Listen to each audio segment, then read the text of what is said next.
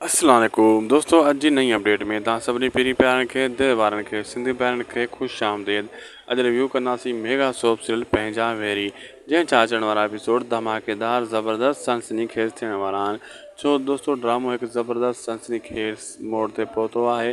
तव्हां ॾिठो त चाकर खान जा कहिड़ा हाल लॻा पिया आहिनि, इश्क में मजनू लॻो पियो आहे। होॾां तव्हां इहो बि ॾिठो आहे त जेको चाकर खान जी घरवारी परेशान आहे, सांवल अलॻि पंहिंजी परेशानियुनि में आहे।